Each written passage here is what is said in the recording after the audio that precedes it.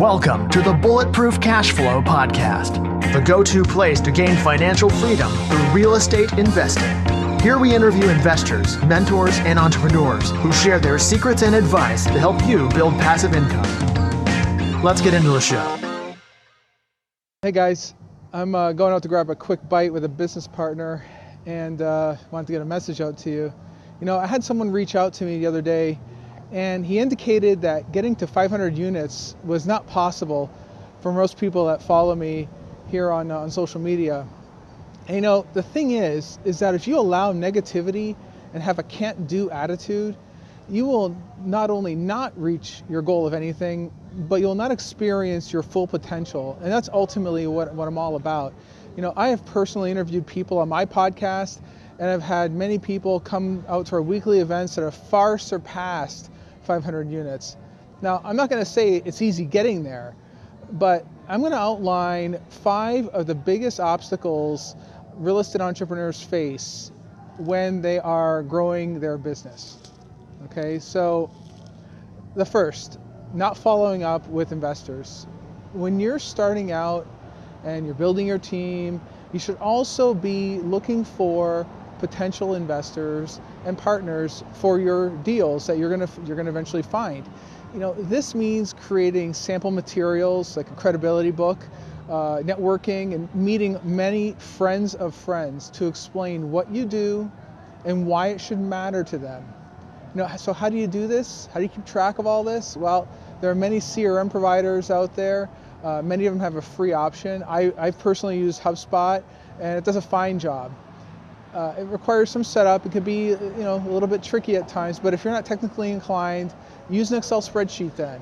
You know, you can list their name, phone number, address, what they're interested in, any contact date, and maybe some notes. You know, the important thing is that you follow up and you set up your meetings, you send them the update on a regular basis, don't let them forget about you.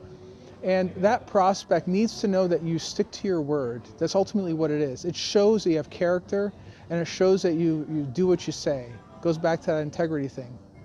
Number 2, deals in a high price market.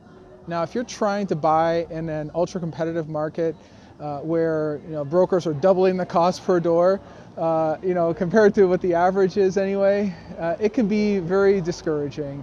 You know, some of you may want to focus on your local market because you know it well, and others may want to also check out other markets because the numbers seem to make sense. So many markets right now, they're experiencing some cap rate compression just because of low interest rates. But with rates on an upward trend, there should be some easing. And I think we're going to be seeing that in the next 6 months. You know, regardless, you need to get creative on how to find deals. You know, for example, a buddy of mine, he found an on-market opportunity. It was publicized, marketed by a broker on LoopNet, and had a very high price actually.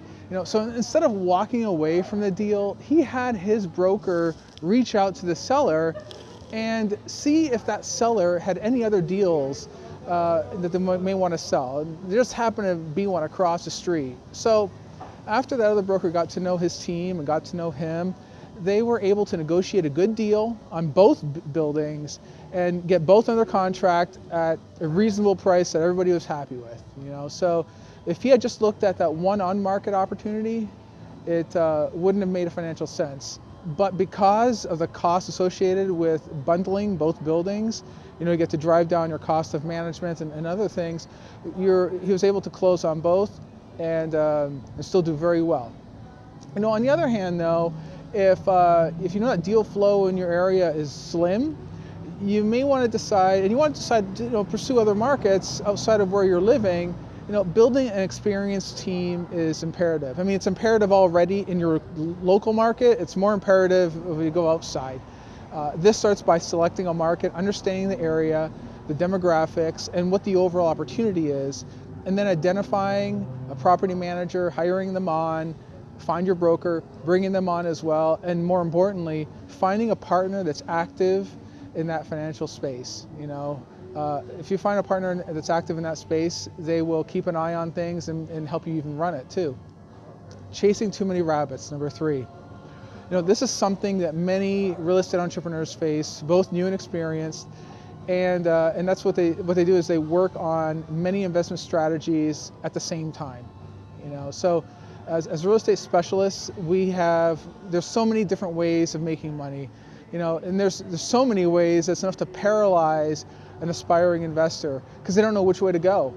The good thing is that the longer you're in this industry and the more relationships you cultivate and you build, you're going to get exposed with a variety of different ways to really make some success in this business. You just got to find the one that suits you, suits your personality, and suits your goals. As an aspiring investor, how do you decide which strategy to go on? Which one do you pursue? I think that you need to identify the root of your problem first. Are you struggling with selecting your strategy, or are you just making an excuse not to take action? And that's a hard thing to face, right?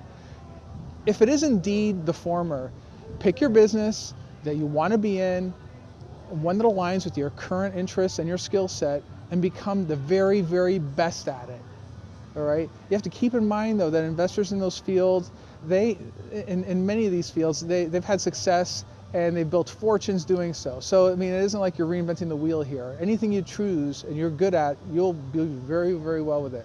You're not creating anything new, as I said. If it is a latter, you need to learn to identify what is the hang-up that you're not getting past, right? You need to do this by building a team and surrounding yourself with experts. When you do, you get that confidence in knowing what you're doing. But how does that established investor avoid chasing rabbits that are outside of their skill set? They can do that by holding themselves accountable. The way you do that is by joining a mastermind. I'm part of a mastermind myself. We meet on a weekly basis. We voice our concerns and we say our solution with a commitment of when we're going to actually have something completed. So when we do that, it's the whole team holds you accountable for what you say you're going to do. You can also hire a mentor as well. They'll help you keep you on track too. Number 4, the one-man band.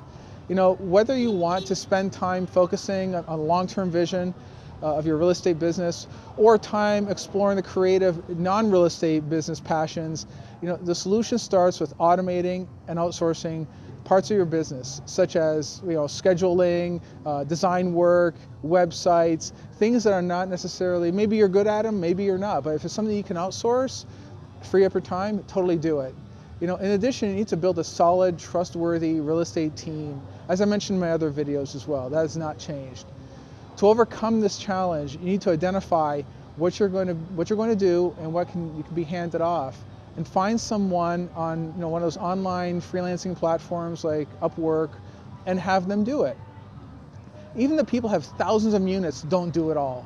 They rely on a team of experts to help them build out many of the important aspects of their business.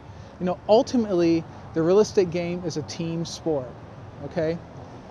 Number 5, no experience, no money. Many people I've met at our live events either lack the experience, they either lack the net worth or the liquidity to enter the real estate arena. One individual I know, he went after seller finance deals and he was able to get the ball rolling that way. He was, once he got a couple of deals under his belt, he was well on his way to building a track record that he can talk about to potential investors and partners. So for those that are short on capital, you may want to consider getting into maybe a 4-unit deal where you would live in one and rent out the other 3. So you can get in with very low down payment and get at the cash flow. In my opinion, the best way is to learn and lean on other people's experience to take down bigger deals. This option requires the most commitment from you. You need to know how to sell yourself to a potential partner, and that you're going to do whatever it takes for that deal to become successful. This is for someone that has really high ambition, but this would be my choice. Anyway, you know what?